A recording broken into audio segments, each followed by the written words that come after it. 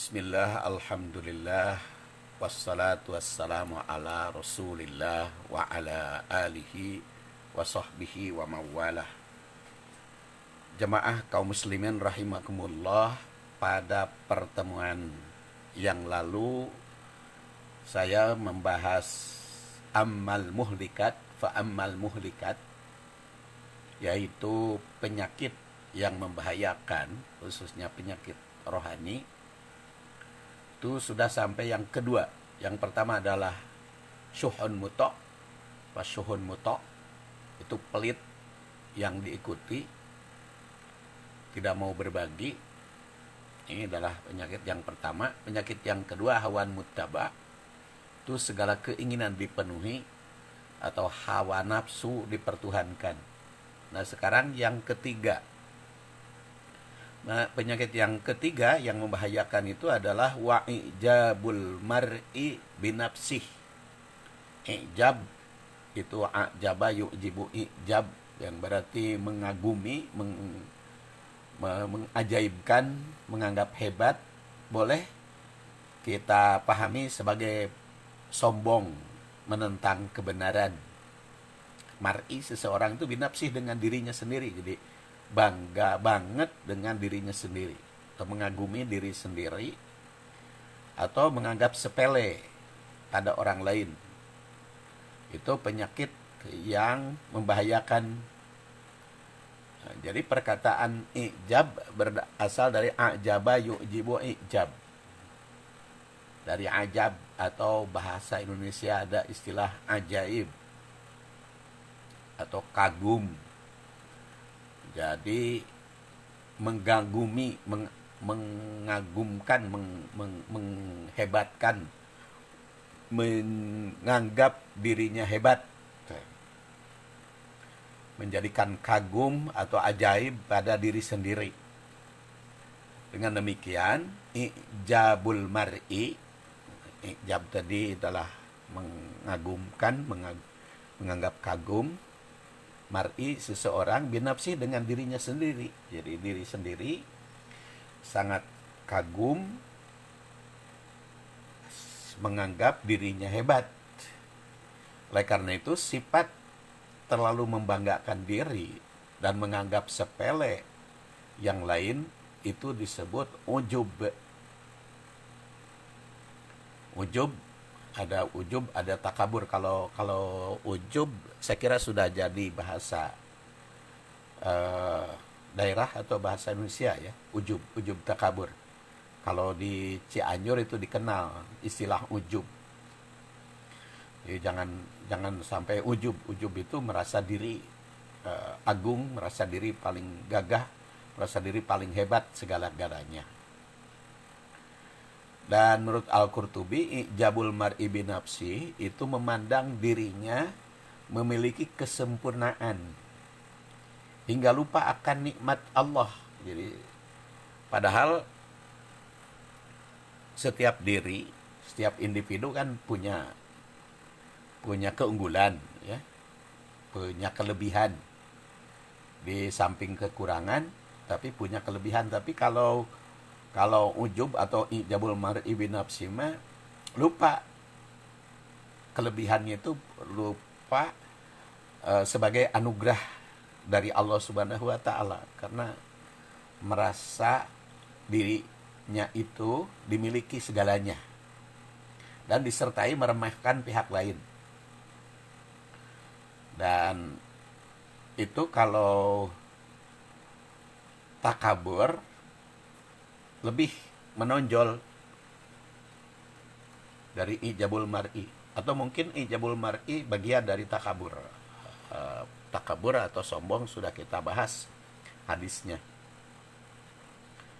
Bahkan ditandaskan dalam hadis yang lain, la yadkhulul jannah, kan, tidak akan masuk surga orang yang takabur, orang yang di dalam hatinya miskola darroh min kibrin, orang yang memiliki sebesar darroh atau sebobot darroh kibrin, dari sifat takabur. Jadi mungkin kalau takabur lebih hebat, yang takabur itu sifatnya utamanya mah dua, yaitu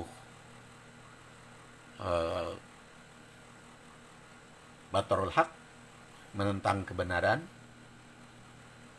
Jadi takabur kepada Allah itu tentang kebenaran, dan gomtunas yaitu takabur kepada manusia, menyepelekan.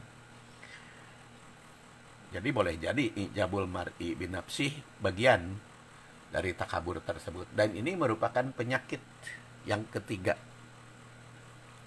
membahayakan. Selain yang pertama tadi adalah syuhun muto, pelit yang diikuti. Kedua, hawan mutaba, keinginan yang dipenuhi. Maka yang ketiga, ijabul mar'i binafsih. Sebagian dari ijabul mar'i binafsih memandang diri lebih dari manusia lain dan membenci orang lain apabila tidak mengakui keunggulannya itu. Ya, kalau dirinya tidak diakui oleh pihak lain, dia ngambek, dia marah. Itu ijabul mar'i.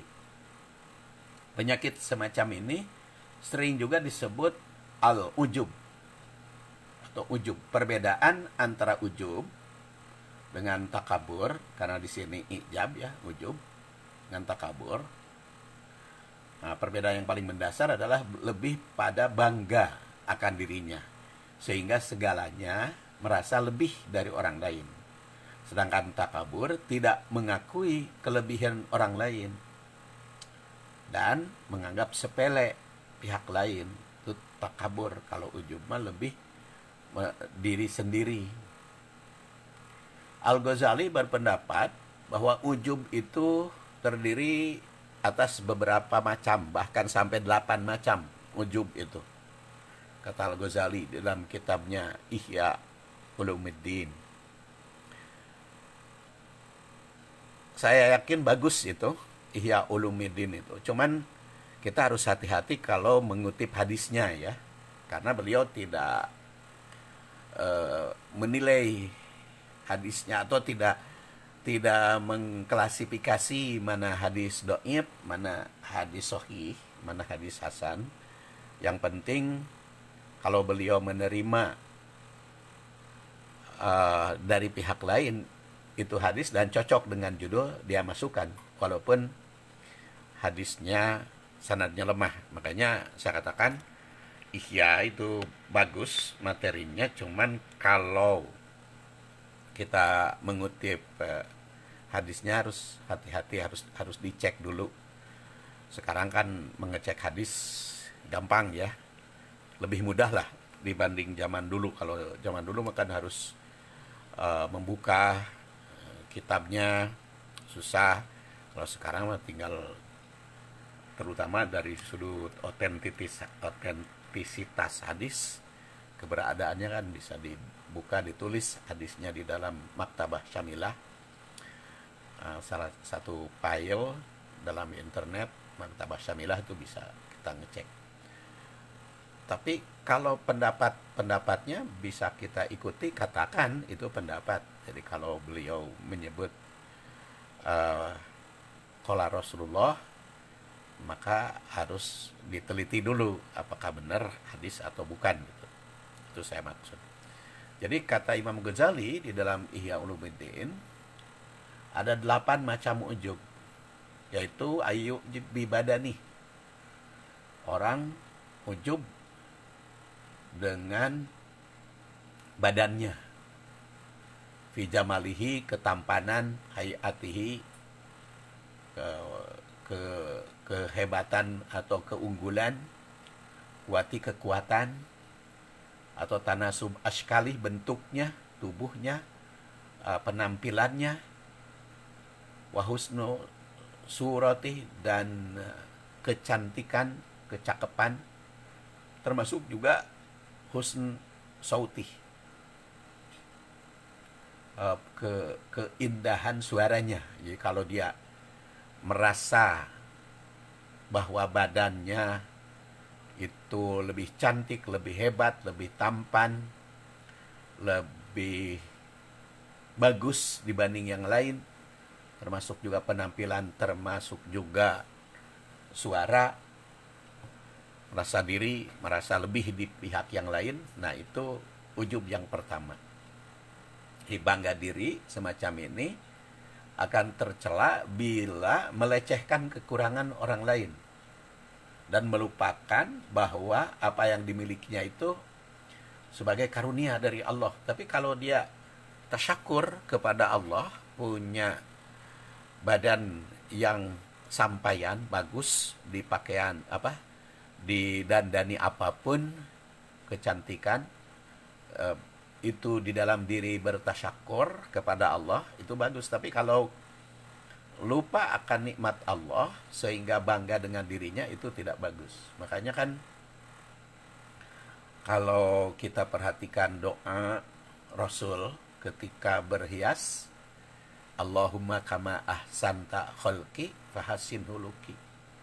Ya Allah, seperti engkau telah ciptakan aku keindahan, jadi kama ahsanta, sebagaimana engkau ciptakan atau perindah khalqi, ciptaan dedegan penampilanku, fahasin huluki, maka perindahlah, percantiklah akhlakku. Jadi kalau tasyakur atas kenikmatan yang diberikan Allah, baik di dalam penampilan, kecantikan, keindahan, atau merdu suara,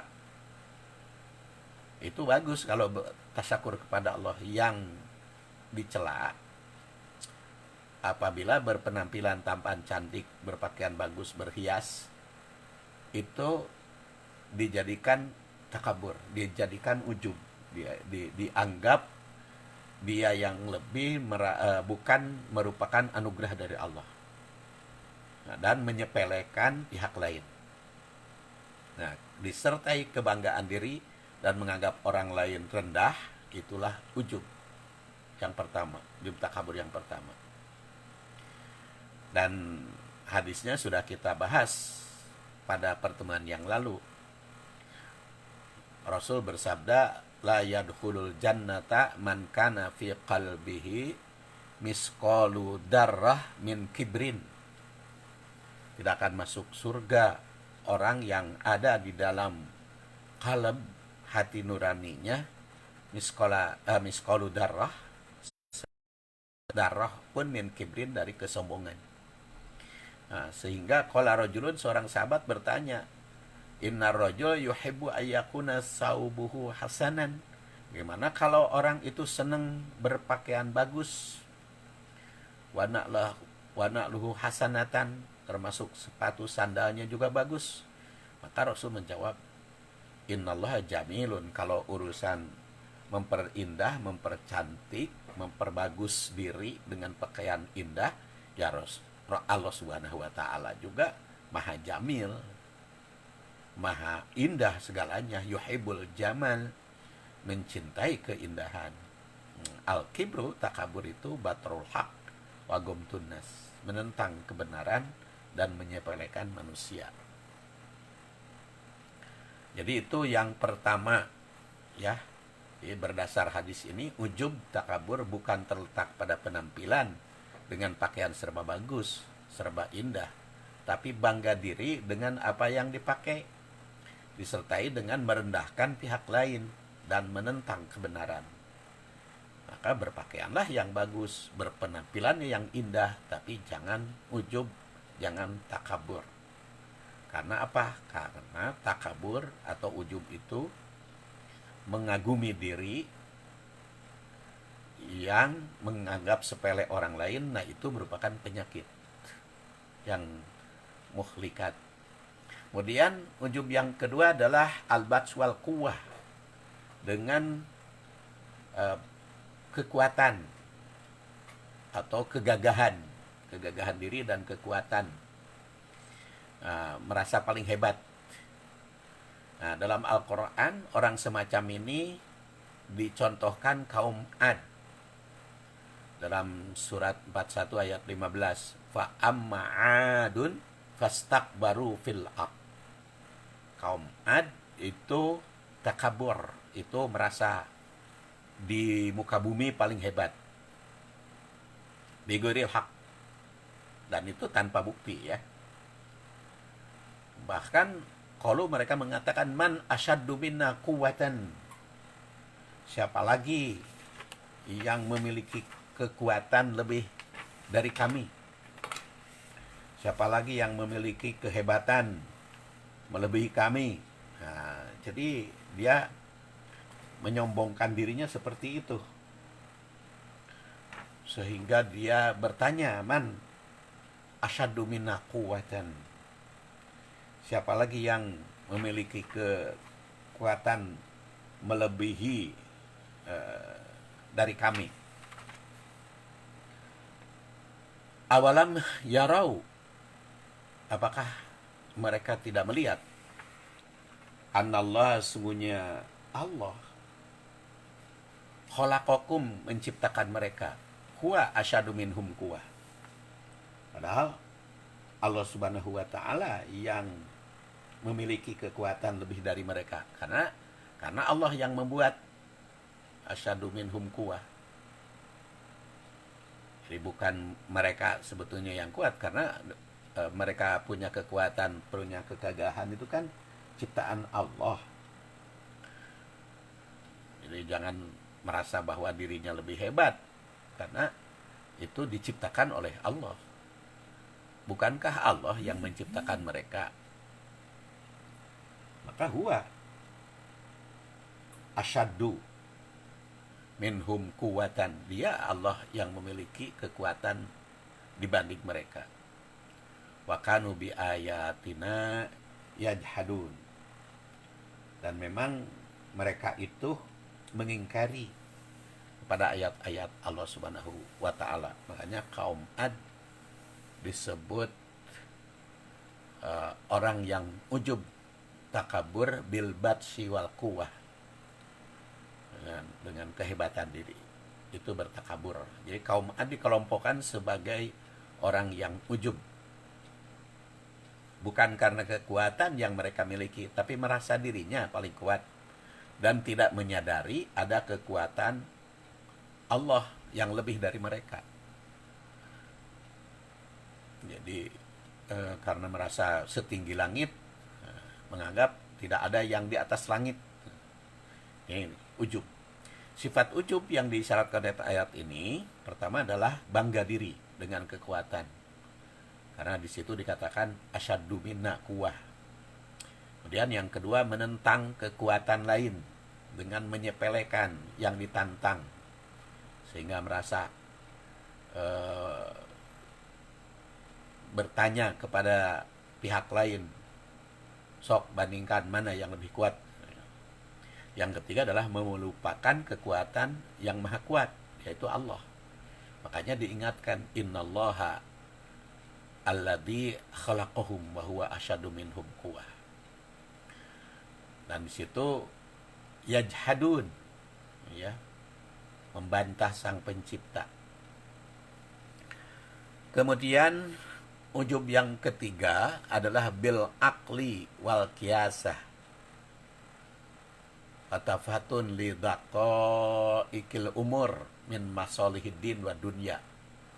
Ujub, bangga diri dengan kemampuan akal, kemampuan inteligensi, kecerdasan dalam mengatasi persoalan dan permasalahan, baik dalam keagamaan maupun dalam keduniaan.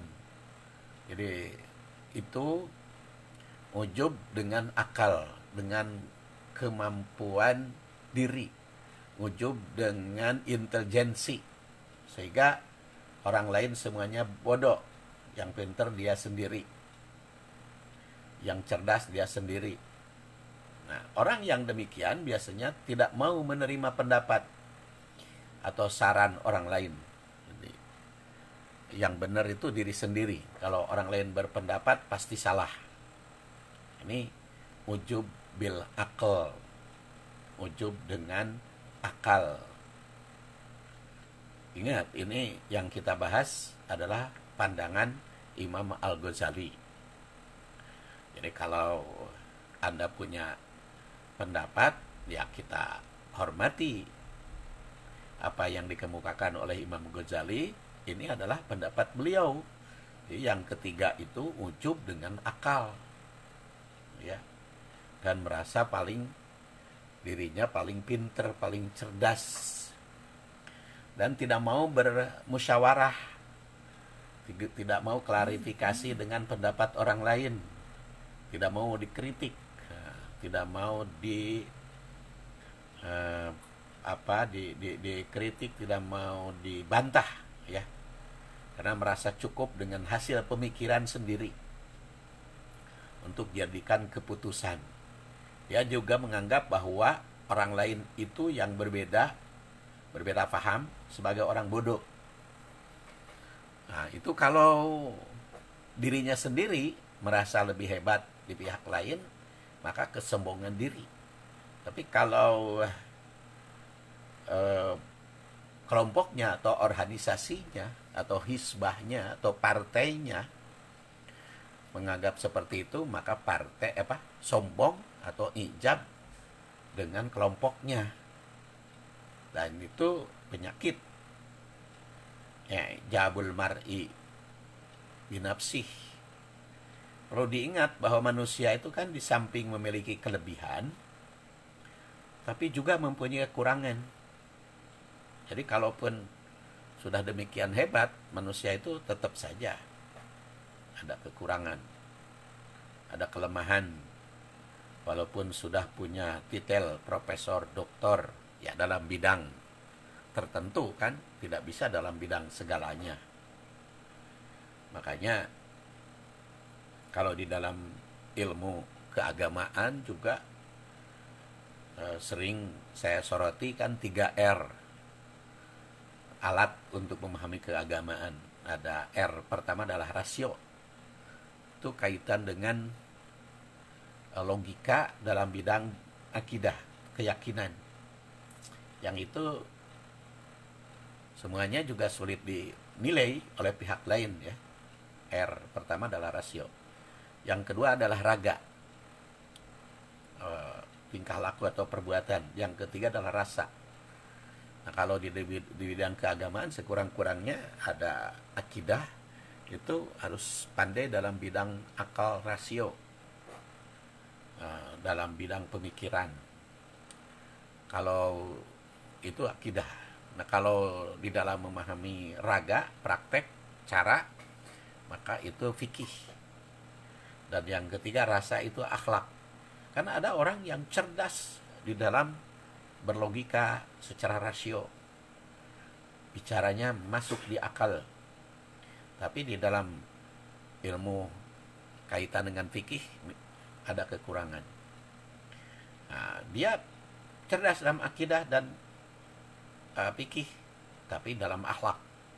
Jadi itu pasti ada kekurangannya. Itu di dalam bidang keagamaan. Makanya di Unisba aja, Fakultas Dirosah itu kan 3 kelompok, ya. Ada kelompok akidah dulu nama Usuluddin. Yang kedua adalah ilmu syariah, dan yang ketiga ilmu tarbiyah, yang kepada akhlak. Karena memang manusia itu tidak akan bisa menguasai segala-galanya, pasti ada kekurangannya. Dan sama dalam bidang ilmu-ilmu yang lain juga punya keunggulan dalam satu segi, kelemahan di bidang yang lain. Dalam bidang kesehatan aja kan ada kedokteran, ada keperawatan, ada farmasi. Makanya kan ada sebuah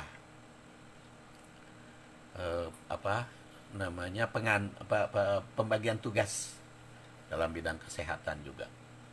Dan masing-masing punya kelebihan dari segi yang lainnya. Tidak bisa dokter menganggap lebih unggul dari perawat, atau perawat lebih unggul dari farmasi.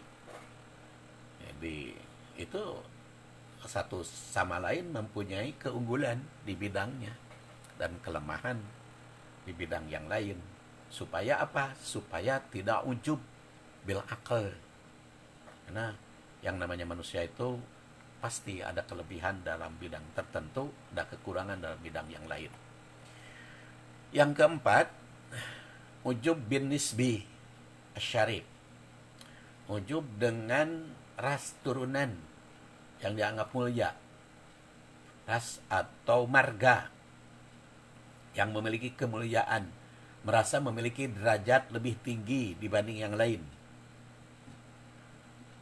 Kalau marga itu di kawasan itu ya, Sumatera. Tapi kan di Arab juga ada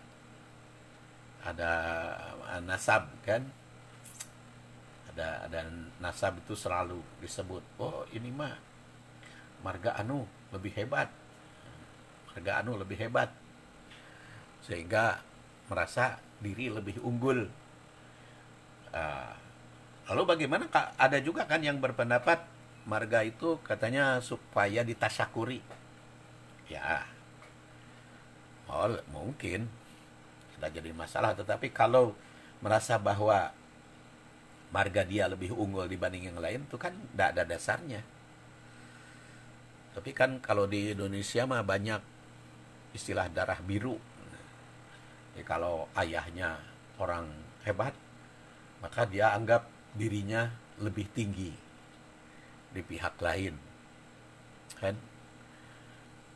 Sehingga kalau di Jawa itu ada istilah-istilah ya, ada Gus, ada Cak, ada apa lagi? Kalau di Sunama, di Garut ada Aceng, ada segala macam. Di samping istilah yang lain Raden dan sebagainya. Kalau di Bali itu kan ada istilah-istilah kaitan dengan marga tertentu, sehingga dikasih istilah. Ya saya katakan tadi, kalau tujuannya untuk bertasyakur kepada Allah, ya mudah-mudahan itu tidak jadi masalah. Tetapi kalau ujub dengan marganya, itu merupakan bagian dari penyakit ijabul mar'i. Jadi mereka beranggapan bahwa dengan kemuliaan turunan atau marga bangsawan atau keturunan tertentu itu menjadi jaminan derajat mulia. Tapi kan tidak ada jaminan marga tertentu itu derajat mulia. Orang yang lebih dulu dengan ujub ras atau nasab ini adalah kaum Yahudi. Kaum Yahudi itu kan rasa bangga. Jadi pokoknya kalau yang namanya keturunan Yahudi masuk neraka juga salewat katanya kan. Nah itu bangga dengan ras. Sehingga sampai sekarang, mungkin sampai akhir zaman, bangga-bangga dengan Yahudi.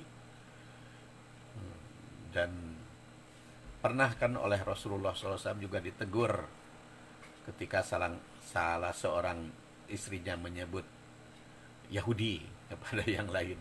Tegur. Karena tidak boleh menganggap sepele, tidak boleh menganggap unggul dengan marga itu. Ya.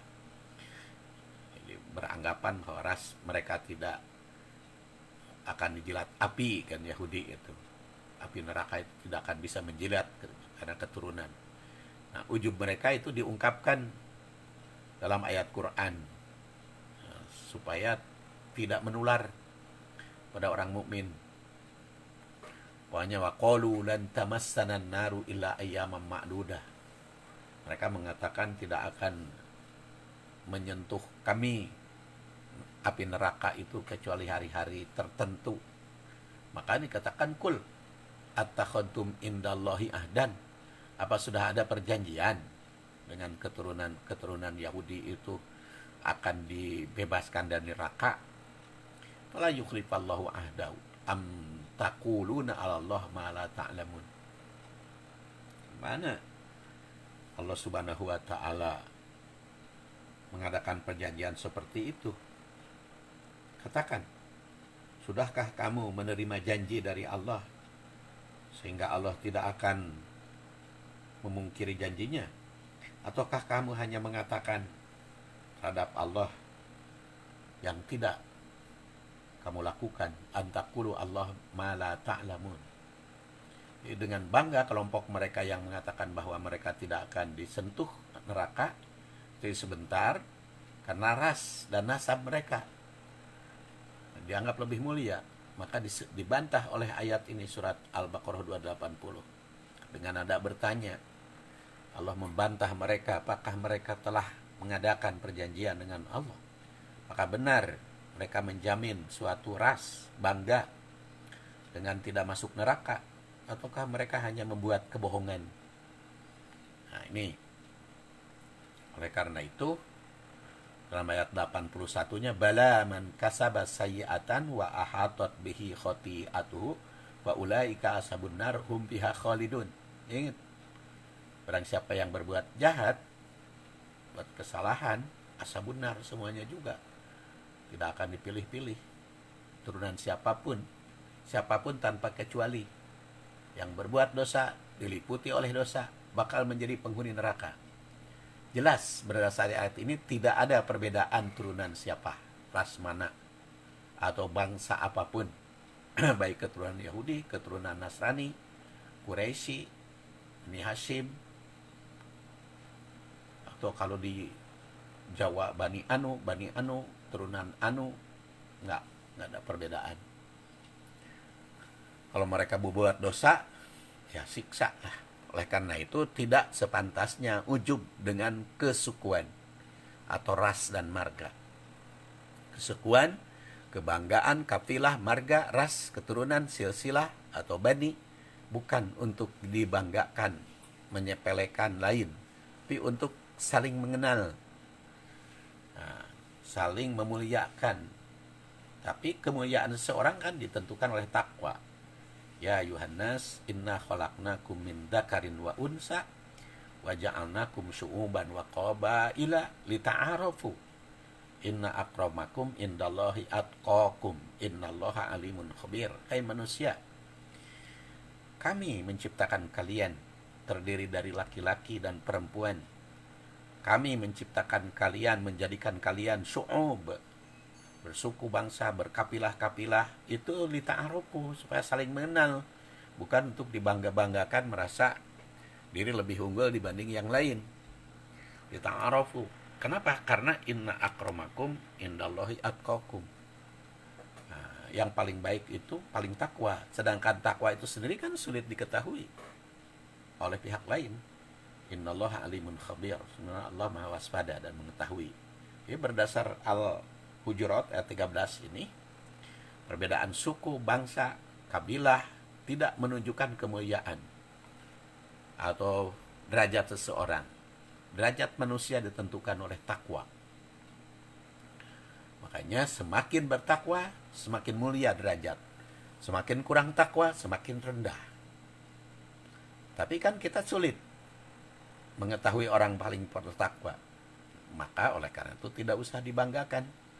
Rasul juga tidak membedakan hukum untuk siapapun, termasuk untuk putrinya sendiri, sampai-sampai dia katakan, walladzi nafsu Muhammadin biyadih lau anna Fatimah binta Muhammad sarqat laqata'tu yadaha. Andai demi, bahkan beliau itu Allah Subhanahu wa ta'ala, Rasul itu sumpah, walladzi nafsu Muhammadin biyadih, atas nama Allah, andaikan Fatimah putra Muhammad mencuri, aku akan potong tangan. Jadi tidak akan dibela keturunan beliau pun. Jadi diawali sumpah, Rasul menandaskan bahwa hukuman tidak akan ada pilih kasih, walau pada putri sendiri jika berbuat salah. Jadi secara tersirat ini mengisyaratkan bahwa tidak ada pengampunan disebabkan turunan. Fatimah saja sebagai putri kandung beliau, kedudukan hukumnya tidak dibedakan dengan umat.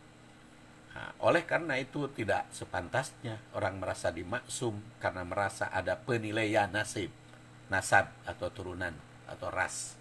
Bukankah para istri Nabi dan cucu Rasul serta keluarganya pun berusaha beramal soleh serta menjauhi maksiat, tidak mengandalkan syafaat. Syafaat Rasul bukan karena turunan, tapi memberi isyarat bahwa syafaat bukan diperuntukkan kepada keluarga atau turunan, tapi untuk seluruh umat yang pantas menerimanya. Rasul tidak membedakan ras atau turunan siapapun, tapi yang paling takwa itulah yang paling mulia. Nah, kemudian yang kelima, ujub binismi salatin. Nah, dengan nasab salatin, kekuasaan, yang padahal pernah berbuat dosa, berbuat dolim. Wa anhum duna nasbiddin wal ilmi. Bukan bangga diri dengan turunan atau raja, ya, penguasa yang dolim dan pengikutnya, bukan karena agama atau ilmu. Orang yang demikian merasa bangga melebihi yang lain karena memiliki nenek moyang yang pembesar. Wah, aku mah keturunan keturunan